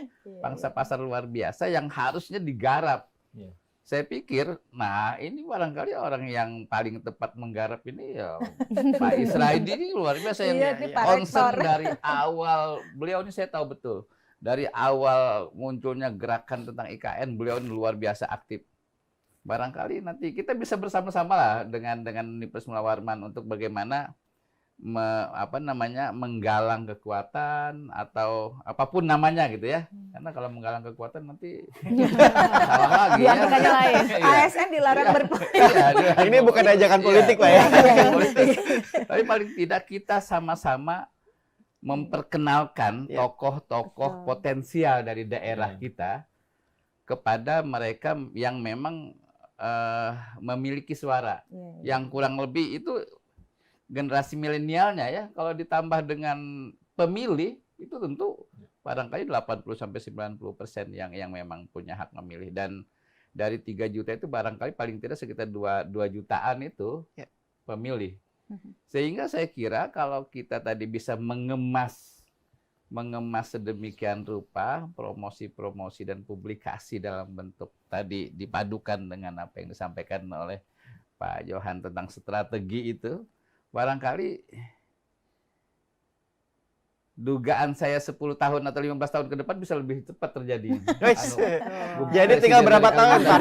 Jadi tinggal berapa tahun? 5 tahun ke depan sudah bisa jadi. Ya. 5 tahun ya kita prediksi ya. Ya, saya hampir yakin kalau memang semua komponen di daerah bisa menggerakkan kemampuan masing-masing, saya kira mungkin 5 tahun ke depan sudah bisa ada muncul presiden dari Kalimantan Timur. Ya, insya Allah. Permasalahannya kalau sudah dikenal oleh masyarakat, oleh pemilih pemula, di sosial medianya aktif, dikenal, partai politiknya ini gimana? Nah, yang punya tiket, yang bisa mengeluarkan tiket kan partai politiknya nih. Nah, coba Mbak Titi bisa dari pandangannya seperti apa? Iya, itu yang menjadi problem besar di pemilu presiden kita. Jadi memang ada 2 kelompok ya soal ini. Walaupun narasi besarnya itu, saya kira kok saya setiap ketemu orang kebanyakan ingin ragam pilihan. Yang tidak mau itu pembuat undang-undang dan MK yang mengatakan itu kebijakan politik hukum terbuka. Jadi ada yang berkata Indonesia ini akan biaya pemilunya mahal dan lain sebagainya. Nanti akan ada orang yang mampu membuat partai politik punya banyak uang hanya sekedar namanya tampil di surat suara. Apa yang salah dengan itu? Sepanjang kan prosedur diikuti. Punya uang belum tentu bisa lolos kalau verifikasinya ketat misalnya. Jadi ini juga yang menjadi tantangan besar pemilu kita, ambang batas pencalonan presiden. Kalau pengusungan itu kan satu, memang hanya boleh oleh partai politik. Itu sudah di konstitusi, pasal 6A ayat 2 Undang-Undang Dasar kita. Jadi yang kedua, adanya pemberlakuan persyaratan punya 20% kursi atau 25% suara sah pemilu DPR yang sayang juga 5 tahun lalu. Jadi partai-partai politik baru misalnya yang bisa jadi punya prospek besar juga tidak punya peluang untuk terlibat di dalam pengusulan. Nah, itu saja sudah problematik. Yang berikut itulah yang kemudian mempersempit kanal itu. Jadi jangan-jangan nanti nih tokoh dari sini muncul, dari sana muncul, tapi kemudian karena tiket itu ada di partai politik, nggak bisa maju. Ya sudahlah begitu. Terkunci gitu ya. Padahal seingat saya Mbak Titi ini sudah sejak beberapa tahun lalu memperjuangkan masalah dihapuskannya presidensial threshold itu ya. Sudah 2 kali Sudah Pak 2 MK. kali. Sukses terus, sukses ditolak. Ya, Kalau saya sih berharap ya, kalau diskusi kita, satu sisi blessing in disguise-nya Opung ngomong begitu, kita kan jadi mendiskusikan ya. Sesuatu yang mungkin kita menggerutu saja. Misalnya ibu saya itu wong Jawa lagi, itu tuh ada begitu. Tapi saya bilang bukan begitu konteksnya, tetapi pemimpin itu boleh siapa saja. Nah itu juga harus diluruskan, jangan sampai stigmanya karena itu terus dinarasikan jadi primordial juga kan. Nah yang kedua itu ya saya kira komentar Opung itu harus kita ikuti dengan diskursus yang edukatif seperti ini. Nah ini kan jadi salah satu efek bola saljunya ya. Betul. Oke. Kita lihat dulu mungkin ya, tahan dulu yang tiket ini karena bagaimanapun ini penting ini. Karena jangan-jangan calon presiden kita justru hanya ditentukan oleh para ketua umum. Segelintir elit di atas aja betul, ya. hanya elit. Nah, kita tahan dulu. Kita tahan dulu, kita lihat dulu. Tanya apa nih ya? Nah, video berikutnya di segmen mahasiswa bertanya. Perkenalkan, nama saya Rianta Sondak dari Fakultas Vokasi, Program Studi Keselamatan dan Kesehatan Kerja. Pertanyaan yang ini ingin saya tanyakan, apa yang membuat presiden dari non-Jawa sulit bersaing di dalam Pilpres? Apa yang dibutuhkan untuk merubah tren presiden harus dari Jawa? Terima kasih. Nah, ini masih berkaitan nih. Tadi sudah hampir dijawab juga oleh para narasumber. Sudah terjawab. Tapi kita akan coba kupas soal tadi ya, bahwa kuncinya sebenarnya di para ketua umum. Perlukah kita konvensi rakyat atau justru menyerahkan ke para ketua umum? Saya tanya ke Pak Nur dulu ya, Pak ya. Pak Nur tuh mau presiden sedikit apa banyak sih Pak? Maksudnya banyak ini bukan berarti. Ini sebelum ke Pak Nur ya, Brazil itu kan baru pemilu. Dia sama-sama presidensial seperti kita, partai politiknya multi partai, pemilu sistemnya sama persis 2 putaran, kalau tidak 50% plus 1. Berapa jumlah pasangan calonnya? 11. Jadi 11 itu 4 diantaranya adalah perempuan capresnya. Nggak ada yang begitu. Satu-satunya di dunia gitu. Dan itu kok bikin bangga gitu ya. Nah itu tambahan aja Mas Adi. Silakan Pak Nur. Ya, kalau ditanya apa syaratnya supaya bisa jadi presiden, ya barangkali tadi sudah kita diskusikan panjang lebar. Antara lain bahwa calon presiden itu harus dikenal bukan hanya di wilayah-wilayah tertentu atau di daerah tertentu, tapi dikenal di Indonesia. Karena pemilih kita ini se-Indonesia untuk presiden itu. Sehingga kalau dia hanya dikenal di daerah yang bersangkutan, akan percuma saja. Khususnya kalau bisa dikenal di Jawa. Nah, bagaimana untuk bisa membuat calon presiden itu terkenal, kita tidak memungkiri bahwa sekarang ini salah satu sarana yang barangkali paling murah dan memungkinkan sebagaimana disampaikan oleh Pak Johan tadi adalah melalui media sosial. Salah satu. Banyak tentu saja cara-cara lainnya untuk bisa memperkenalkan. Tapi salah satunya itu adalah dengan melalui media sosial. Oleh karena itu bagaimana kemampuan tim sukses di belakang si calon itu untuk bisa memperkenalkan sedemikian rupa calonnya, barangkali ini diperlukan strategi yang betul-betul menjadi prioritas gitu. Jadi tidak bisa sekarang ini hanya sambil lalu ini tim medsosnya 5 orang begitu. Kalau perlu sekarang ini TGUPP, Betul. Tim gabungan DKI Jakarta. ya DKI seperti di Jakarta gitu ya, TGUPP itu ada kurang lebih 70 orang kalau tidak salah. Oh. Itu sebagian besar bisa jadi tugasnya itu adalah untuk bagaimana membuat program-program agar bisa memperkenalkan dan kepada publik tentang keberhasilan, tentang prestasi dan sebagainya dari calon yang memang ingin dijadikan sebagai calon presiden. Nah, saya kira kalau kami boleh menyarankan, barangkali nanti Pak Isradi juga bisa menyarankan kepada Pak Gubernur kita, karena agaknya Pak Gubernur kami, Pak Isranur, punya potensi yang memadai, bahkan luar biasa untuk bisa menjadi calon presiden, baik dari semangatnya, kemampuannya, prestasinya, luar biasa. Mulai sekarang barangkali harus sudah mulai menyusun program-program yang dipublikasikan. Jadi tidak cukup hanya sekedar diketahui oleh masyarakat Kalimantan Timur, tapi oleh seluruh masyarakat di Indonesia, supaya para pemimpin partai, karena tadi disinggung juga bahwa pemimpin partai memegang faktor sangat dominan dalam proses pemilihan ini, paling tidak pemilih partai juga merasa malu kalau tidak memilih. Ini loh, ada orang yang sangat berprestasi tapi kok tidak diajukan gitu ya. Sementara ini kan sarkasme ini ya.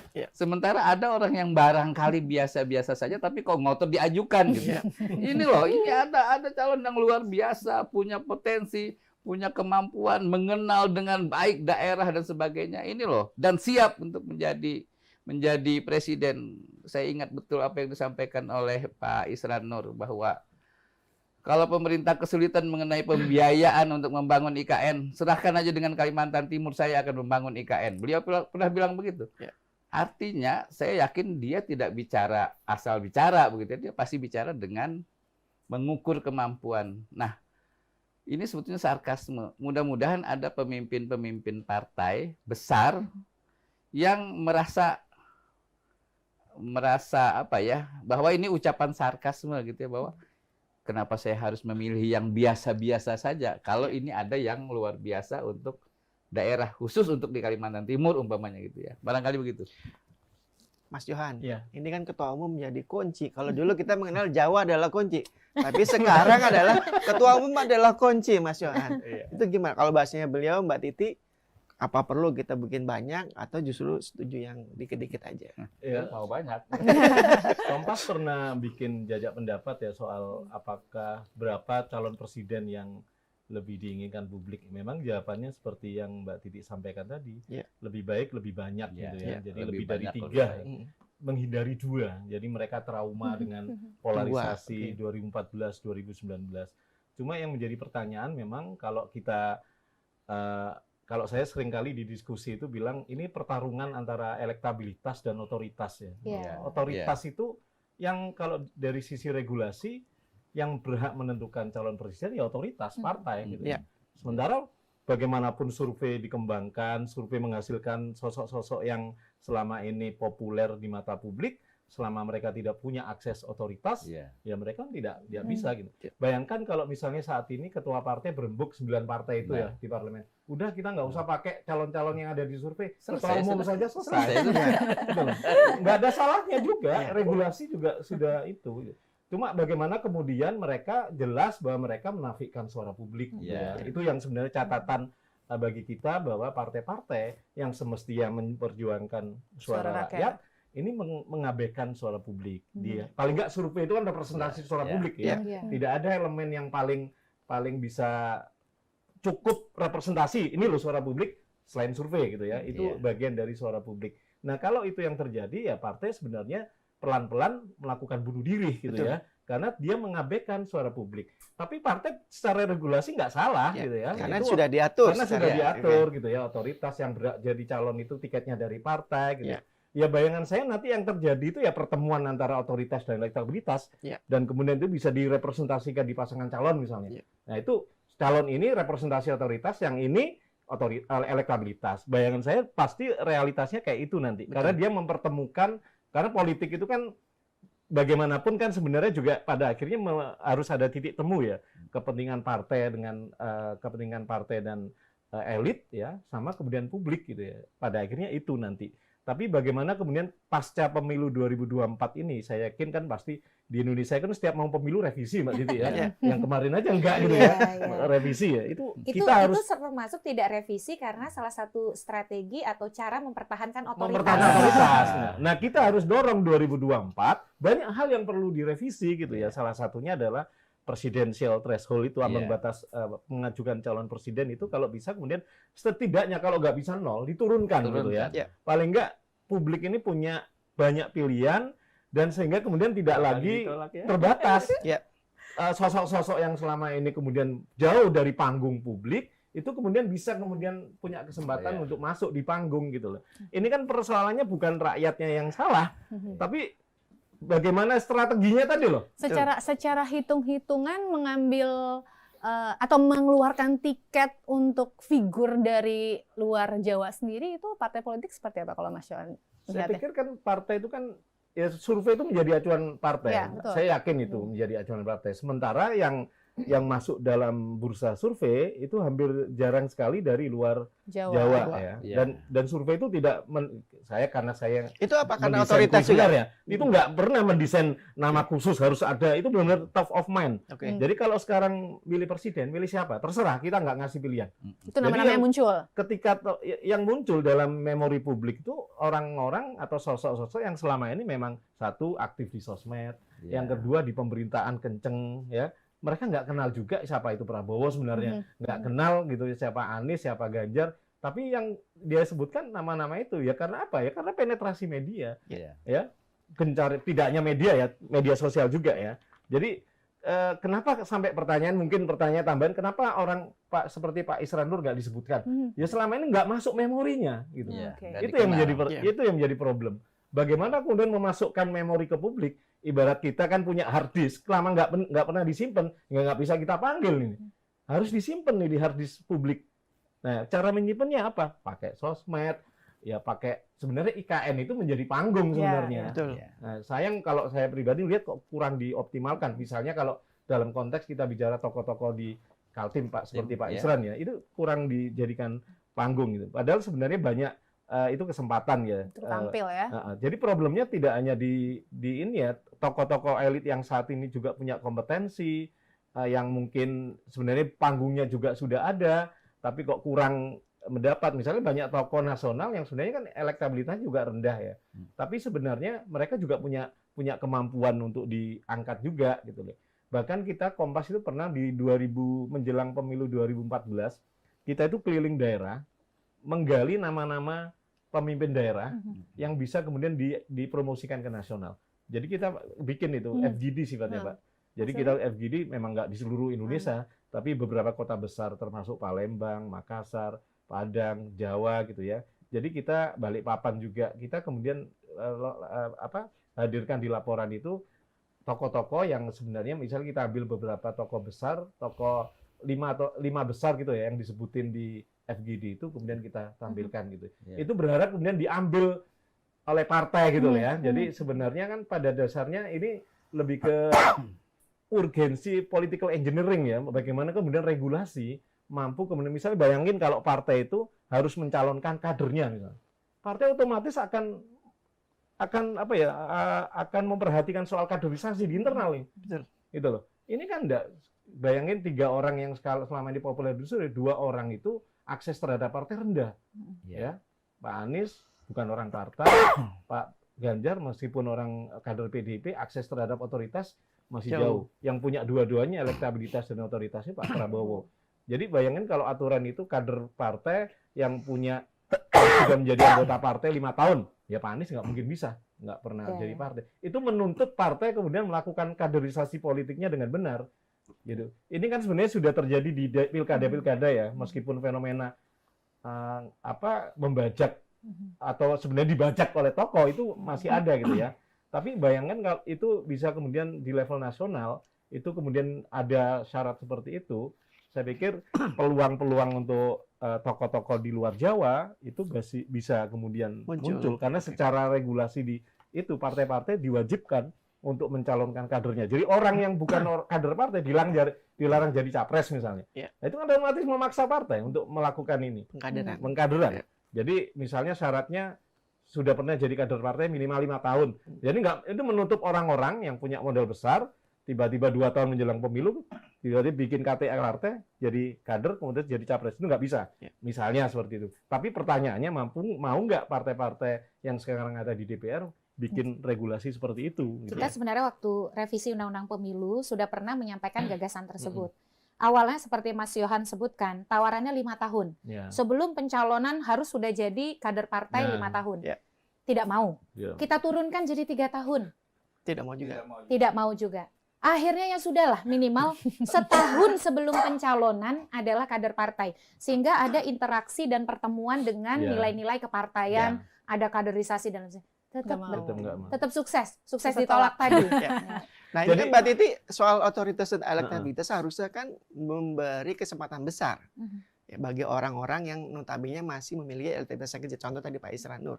Tapi kan faktanya beda. Justru ketika punya otoritas bukan dia yang dipilih, tapi orang lain yang dipilih.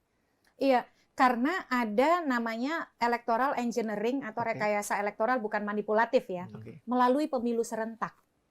Antara DPR dan Presiden itu membuat ada yang namanya kotel effect atau efek ekor jas, di mana perilaku pemilih kita ikut di-engineer, di mana pemilih itu akan cenderung memilih partai politik yang mengusung calon presiden yang juga dia pilih. Ya. Di situ yang kemudian partai politik dipaksa, dia ingin parlemennya juga dia miliki, Ya. dia kuasai. Oleh karena itu kalau dia memaksakan dengan otoritas yang dia miliki, mencalonkan orang yang tidak diterima oleh rakyat sepenuhnya, kan nanti bisa berdampak pada perolehan kursi di parlemen, di DPR. Nah itu sebenarnya salah satu titik temunya. Saya berharap betul tadi apa yang disampaikan oleh Mas Yohan, misalnya 9 partai ini sepakat gitu ya, udah kita gunakan pendekatan otoritas ansih. Wah itu jangan sampai ya Mas ya. Ya. Karena kalau sudah begitu kita akhirnya mendorong tadi ya pendekatan supaya yang dicalonkan itu mempertimbangkan suara rakyat, akhirnya tidak akan terwujud gitu. Ya. Pak Isradi, ini gimana otoritas dan elektabilitas? Otoritas elektabilitas. Ya. Jadi saya kebetulan banyak bergaul dengan partai. Jadi di partai itu pengalaman saya masih banyak mementingkan diri sendiri sebenarnya. Ya kan kita sebenarnya pengamat dan kita semua tahu bagaimana perilaku partai politik dan bagaimana perilaku pemilih. Ya kan contoh di pemilihan kepala daerah. Orang biasa kualitasnya bagus, hebat, punya integritas, tapi kalah dengan yang punya uang. Iya. Perilaku kita. Jadi jangan kita menganggap pemilih kita itu betul-betul dewasa. Makanya tadi di awal saya bilang kita harus mengarahkan. Terus yang kedua, yang belum dilakukan hingga saat ini, kita itu partai politik, tokoh masyarakat tidak bicara, ini kan kita akan memilih 5 tahun ke depan. Ya. Dia kan seharusnya bahwa tantangan 5 tahun ke depan adalah seperti ini, seperti ini, seperti ini. Dan orang yang tepat adalah kriterianya seperti ini. Ya kan saya ngambil contoh kasus. Undang-undang, peraturan pemerintah, peraturan presiden, itu menyatakan bahwa kebijakan pemindahan ibu kota negara itu adalah untuk pemerataan, penggerak ekonomi nasional, identitas nasional, dan kota dunia untuk semua. Itu kalau bicara undang-undang kan semua sepakat secara nasional. Ya. Artinya apa? IKN itu harus dijaga. Nah, kalau misalnya IKN harus dijaga, berarti kan kita mencari calon pemimpin masa depan yang bisa menjaga IKN. Itulah dia, siapa di antara semua yang bisa menjaga IKN. Tadi kalau misalnya saya kaitkan dengan Pak Dekan, ya Isra Nur salah satu yang bisa menjaga IKN karena dia berkomitmen. Ngapain bicara uang terkait pembangunan IKN yang cuma 466 triliun. Kalimantan Timur itu menghasilkan 500 triliun per tahun. Ya. Nah, itu kan pemikiran excellent seperti itu. tantangan kita ke depan misalnya, oh ini harus punya kemampuan, misalnya memperbaiki citra polisi yang rusak. Berarti kita cari seperti itu ya, itu yang saya maknakan. Jadi saya kenapa selalu ngomong bahwa kita butuh tokoh bangsa, pemimpin agama untuk mengarahkan pemimpin, karena pengalaman saya tidak semua partai politik betul-betul bicara otoritas, bicara integritas, tidak betul-betul, dan tidak semua pemilih kita tahu semua. Kita pengalaman di pilkada khususnya daerah, sedih juga. Yang menang itu yang punya uang, yang menang itu yang punya uang, dan itu potret bangsa kita. Nah, makanya saya bilang kalau tidak ada gerakan dari tokoh-tokoh untuk mengarahkan pemimpin masa depan, beresiko misalnya kayak gini.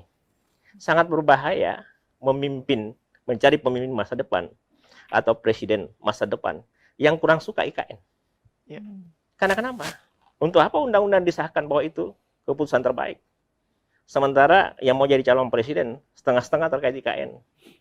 Ya kan? Itu contoh kasus saja. Jadi memang saya minta tolong, kenapa saya minta tolong sama tokoh, pengamat, lembaga survei untuk mengarahkan pemilih kita. Karena tanda kutip pemilih kita mungkin belum sedewasa Amerika.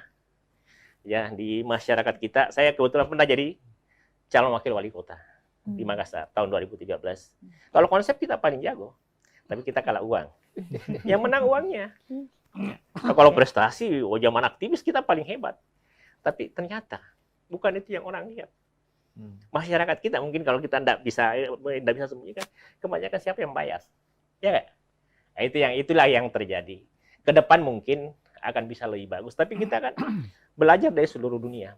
Bukan mekanisme pemilihannya yang menentukan, tapi bagaimana cara memilih pemimpin itu. Iya kan? Baik. China sistemnya autokratis, tapi kan pemimpin hebat yang dilahirkan. Di mana-mana, Singapura pemimpin yang berintegrasi, bukan demokrasi, bukan pemilihan secara langsung. Itulah yang saya maksud. Seandainya partai politik dewasa, masyarakat dewasa, nggak ada masalah. Silahkan bertiktok, itu tidak ada masalah. Tapi kebanyakan kan pembodohan. Oke, Itu baik. saja. Mas Ade, Bapak-Bapak dan juga Mbak Titi, kita langsung lanjut nih ya. Ada pertanyaan lagi mahasiswa yang ingin disampaikan di segmen mahasiswa bertanya. Kita simak bersama. Perkenalkan, nama saya Widyartanti. Saya mahasiswa dari Universitas Terbuka jurusan Ilmu Komunikasi. Saya mau bertanya, kira-kira strategi apa nih yang dibutuhkan calon presiden khususnya dari luar Jawa untuk bisa bertarung di Pilpres 2024 nanti? Terima kasih. Wah, lewat sudah ini pertanyaannya nih. Oke ya, kita lanjut ke pertanyaan lanjutnya ya. Kita Oke. lanjutkan tadi mengenai strategi sudah dibahas Betul, ya. sudah Kita dibahas. agak advance tadi. Betul ya, lebih cepat lebih baik kayaknya. Kita lanjut ke pertanyaan berikutnya nih. Oke. Oke, Assalamualaikum warahmatullahi wabarakatuh. Perkenalkan, nama saya Ali.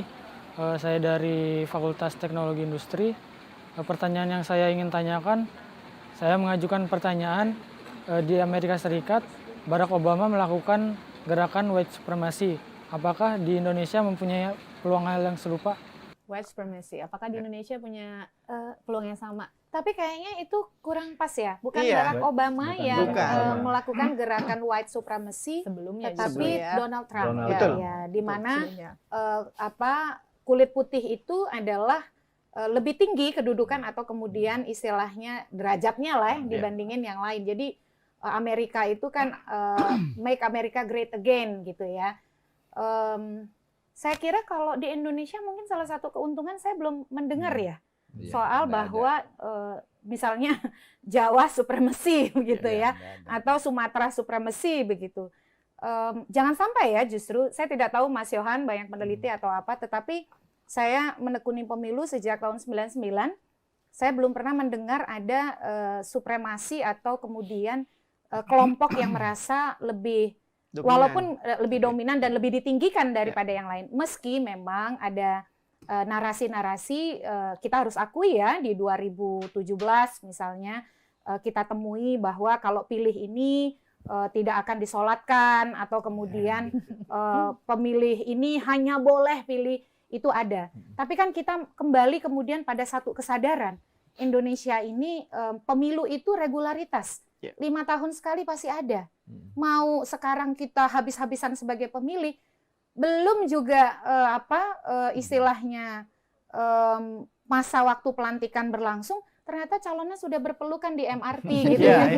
Aduh, mungkin bagaimana ya perasaan pemilih yang sebegitu militannya, karena saya merasakan di keluarga pun terbelah. Jadi grup keluarga itu menjadi tidak nyaman. Saya bersaksi bahwa itu memang terjadi. Jadi, tapi kan kemudian muncul gerakan bahwa itu tidak boleh kita lanjutkan. Ada dunia kampus yang menyatakan hegemoni politik, bukan politik identitasnya ya Pak, tapi hegemoni politik identitasnya. Mengeksklusi kelompok lain, tidak boleh mengakses politik, itu yang tidak boleh. Nah, jadi itu mulai ada gerakan-gerakan menuju ke sana, lalu kemudian media, masyarakat sipil, kelompok agama, tetapi saya belum menemukan ada white supremacist atau kemudian di Indonesia apakah suku-suku tertentu begitu ya. Jangan sampai ya Mas ya. Bahkan kita harus coba tekan itu. Betul, itu makanya tadi justru itu yang harus kita rebut ya. Tadi value itu yang harus menjadi ikatan atau kemudian istilahnya benang merah apapun strategi yang dipilih. Karena kita punya Sumpah Pemuda, Mbak. Nah, itu kata kuncinya. Nah, Mbak tadi menarik bahwa politik identitas. Kita punya contoh bagus ya. Mbak Titi wong kito, suami orang Aceh. Ya kan? Apakah tadi pertanyaan ketika sudah orang mengalami akulturasi budaya, misalnya di Kalimantan, apakah preferensi politik untuk menuju politik identitas itu juga masih kental, Mas Yohan? Ya, terminologi politik identitas itu kalau saya sih lebih yang kekhawatiran yang muncul ya dengan terminologi itu semestinya mungkin terminologi yang pas itu antagonisme politik sebenarnya. Jadi orang merasa nggak suka dia terpilih, nggak suka milih dia, kan sebenarnya kan karena antagonis ya, kebencian. Jadi kalau politik identitas sesuatu yang sebenarnya wajar gitu ya, menjadi problem ketika kasus kemarin gitu ya. Pak Jokowi memilih Kiai Haji Ma'ruf Amin, itu juga politik identitas, representasi NU misalnya. Jadi sebenarnya sesuatu yang tidak menjadi masalah, tapi kemudian saat ini menjadi sesuatu yang problem gitu ya. Padahal sebenarnya problem utamanya adalah antagonisme politik. Orang merasa tidak suka karena berbeda, itu loh. Itu yang menjadi problem kita hari ini. Tidak hanya soal agama, bahkan soal suku misalnya. Tapi kalau saya melihat beberapa, paling nggak hasil riset kami memang seperti tadi ketika misalnya pilihan orang, alasan memilih orang itu hampir tidak ada alasan soal identitas ya. Jadi bahkan tidak ada yang kemudian menjawab identitas gitu ya. Kenapa sih milih si A, kenapa milih B? Bahkan ketika pertanyaan resistensi, kenapa nggak pilih si ini? Kan kita juga ada pertanyaan. Ya, ini nggak tahu yang lembaga, ya, kayaknya hanya Kompas yang punya pertanyaan ini. Siapa yang kalau sekarang pilpres, siapa yang paling tidak akan Anda pilih? Itu menjawab si A gitu. Kenapa itu tidak Anda pilih? Tidak juga ada jawaban atau alasan yang terkait identitas. Baik itu agama, suku, etnis gitu. Artinya apa? Ini komodifikasi yang kemudian menakutkan sehingga kemudian kita menjadi traumatik. Ini karena trauma aja kalau saya melihat. Tapi yang sebenarnya yang perlu ditekankan itu adalah yang dilawan itu antagonisme politik. Orang benci karena pilihan berbeda. Itu antagonisme politik gitu ya. Bukan persoalan identitas. Persoalan identitas tadi kita diskusi sebenarnya mendiskusikan bagaimana identitas luar Jawa muncul kan? Identitas juga. Ini problem kita. Putra daerah identitas juga. Jadi problem diksi yang sebenarnya salah kemudian menjadi sesuatu yang dipakai dan itu dianggap benar. Padahal kalau saya melihatnya antagonisme politik itulah yang sebenarnya harus kita lawan, bukan identitasnya gitu. Antagonis politik itu muncul karena ada aktornya atau dia muncul sendiri? Karena ada aktornya pasti. Tentu ada aktornya. Ada aktornya. Dan ini kemudian kalau kemudian kita bertanya fenomena sosial media, kan sebenarnya yang kita butuhkan dalam konteks strategi tadi adalah influencer gitu. Buzzer itu kan sebenarnya dulu netral ya. Orang mau jualan handphone butuh buzzer nih. Bagaimana buzzer supaya orang-orang kemudian eksposurnya tinggi. Tapi ketika ini masuk politik, diksi itu menjadi jelek. Buzzer itu. Padahal buzzer awalnya netral. Karena dia nggak akuntabel. Karena nggak akuntabel, anonim gitu ya. Pilihlah handphone ini, anonimnya nggak jelas siapa. Tapi kan sah-sah saja supaya orang beli handphone ini. Tapi masalahnya sekarang ketika diadopsi ke politik, dia itu memainkan kebencian gitu loh. Ini yang menjadi problem. Kebencian itu direproduksi, dikapitalisasi dan dirawat justru. Ya. lihat saja kalau saya ngikutin akun-akun itu ya, akun-akun yang dari kubu A, kubu B, sebenarnya sudah tidak menjadi masalah, terus saja. Untuk 2024 nih antagonis politik ini masih kental atau gimana kalau Mas Yohan melihatnya? Saya pikir gejala itu masih ada ya. Tinggal sebenarnya bagaimana kemudian kalau kita tadi Mbak Titi sempat singgung arahnya kok dua paslon ya. Iya. Nah, ketika itu dua paslon itu makin runcing gitu ya. Karena pertarungannya lebih jelas kan. Karena buzzer yang dulu bertransformasi kan. Bayangkan kalau itu banyak pilihan capres misalnya. Itu akan bingung gitu. Akan bingung mana yang mau diserang, mana yang mau di downgrade gitu ya. Jadi pertarungannya akhirnya ujung-ujungnya apa? Yang lebih mudah bertarung. Gagasan ketika banyak pilihan gitu. Tapi kalau pertarungannya cuma dua kubu, yang paling mudah untuk dipertarungkan adalah menjelek-jelekkan. Ya. Ada Tapi kalau up dan ada downgrade. Tapi kalau pertarungannya, kontestasinya lebih banyak, yang menarik perhatian tentu adalah yang paling bagus ya, gagasan gitu loh. Dia mau meningkatkan UMK menjadi 2 juta, yang ini cuma mampunya 1,5 juta. Ini yang 2 juta yang menarik perhatian. Jadi gagasan itu sebenarnya untuk salah satu upaya untuk mereduksi antagonisme politik, kebencian, ujaran-ujaran kebencian itu dengan memperbanyak calon sebenarnya. Betul. Meskipun orang mikir apa nggak tambah riuh gitu ya, sosmed tambah ini gitu ya, Gemerlap gitu ya. Tapi kan pada akhirnya adalah kompetisinya lebih mengarahkan orang menonjolkan apa yang kemampuannya gitu loh. Ya. Tidak lagi apa yang kejelekan lawan gitu loh. Karena terlalu banyak lawan yang mau dijelekan gitu loh. Ya. Tapi kalau dua kan gampang banget Mas Ade. Orang kemudian hitam dan putih jadinya. Hitam dan putih gitu. Tapi kalau terlalu banyak hitam merah jadi pelangi Mas. Jadi pelangi. Mas Ade ini kita udah bagus habis juga dikit lagi nih. Iya. Jadi pelangi. Saya mau penasaran soal antagonis politik. Ada aktor, tentu ada aktor intelektual. Ya. Karena tadi ada kepentingan exposure di situ. Betul. Dan tentu 2024 adalah kesempatan emas untuk para aktor intelektual mengexposure tadi antagonis politik Mas ya. Ya. Dari sisi kajian ilmu sosial politik Pak. Iya, ini memang agaknya menjadi lahan empuk bagi pihak-pihak tertentu untuk memanfaatkan situasi-situasi di mana, karena saya yakin sekali di sini akan ada uang besar yang beredar nih. Iya, pasti akan ada uang besar beredar ini karena bagaimanapun. Uang besar untuk mendorong tadi Iya, antagonisme politik itu. Iya. Karena ada cuan. Iya, di situ pasti ada cuan. Ya, karena bagaimanapun juga bagi calon yang memang apalagi kalau hanya ada 2 saja, beda barangkali kalau umpamanya ada banyak calon gitu ya. Tadi disampaikan mungkin dia nggak akan sempat menjelekkan. Karena mau menjelekkan yang mana kalau banyak calon kan. Tapi kalau hanya 2 maka pasti hanya A dan B ini pasti si A menjelekkan si B menjelekkan si. Nah, di situ pasti akan ada celah-celah untuk bagaimana caranya, terlepas dari masalah apakah ini memang melalui by design atau tidak, tapi barangkali besar kemungkinan by design gitu ya, bahwa pihak-pihak tertentu akan mendesain supaya ya entah menggunakan buzzer kah, entah menggunakan pihak-pihak lain yang memang seperti yang disampaikan oleh Pak Isra tadi, kalau dikatakan bahwa pemilu itu memang betul-betul luber, katakanlah begitu, tidak ada uang di situ.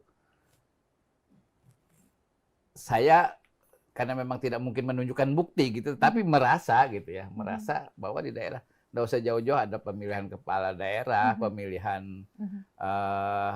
DPRD dan sebagainya. Itu kan subuh-subuh menjelang pemilihan, menjelang pemilihan itu kan beredar itu, ada yang sekian dan bahkan ada pameo di pemilih kan, ambil uangnya jangan pilih orangnya gitu kan. Nah, artinya ada pihak-pihak tertentu yang memang akan memanfaatkan karena memang di situ beredar uang banyak sekali. Banyak sekali uang. Apalagi kalau di tingkat nasional gitu kan. Nah, walau bisa kita tidak tahu. Di tingkat daerah saja itu banyak sekali uang beredar. Ini kita sudah masuk di segmen akhir nih Mas sudah mau Ade berakhir ya. Nggak terasa ya.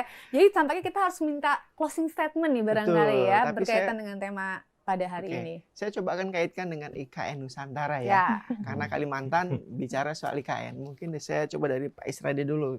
Yang sudah pakai topi IKN, Mbak. IKN, Ya, ya. kita lihat apa konsepnya untuk Presiden di 2024 soal IKN Nusantara. sekarang closing Iya, statement, jadi sebelum saya ke arah sana dulu, saya tertarik dengan pemilihan Perdana Menteri Inggris. Waktu dipilih keturunan India, dia bicara bukan kita pilih orangnya, tapi partai punya konsep. Dia harus menjalankan konsep partai. Itu sebenarnya yang kita impikan di Indonesia, bahwa 5 tahun yang akan datang ada seperti itu. Nah, kaitannya dengan Ibu Kota Nusantara, kalau kita dengar pengamat dan semuanya, tidak satu pun pertanyaan yang menyaksikan bahwa pemindahan IKN Nusantara itu benar. Nah, dengan demikian kita tahu IKN Nusantara itu salah satu jawabannya adalah kan pemerataan Indonesia. Jadi sekarang 150 juta jiwa di Jawa dipindahkan dan penggerak ekonomi nasional. Maka kalau saya dikaitkan dengan pemilihan presiden, itu saya berharap sebenarnya presiden yang akan datang yang punya elektabilitas tinggi, cari pasangan yang bisa mengawal IKN secara tuntas. Itu satu. Terus yang kedua, saya juga menghimbau kepada masyarakat, ya pintar-pintarlah memilih. Pilihlah calon presiden yang memang akan menjalankan program ini, karena program IKN ini itu sejarah bangsa untuk beratus-ratus tahun ke depan. Ya. Itu yang pesan yang paling utama dari saya terkait Presiden mah. Dan secara khusus saya menyaksikan Pak Isran Nur, selain Pak Jokowi ya, Pak Jokowi itu pahlawannya IKN itu.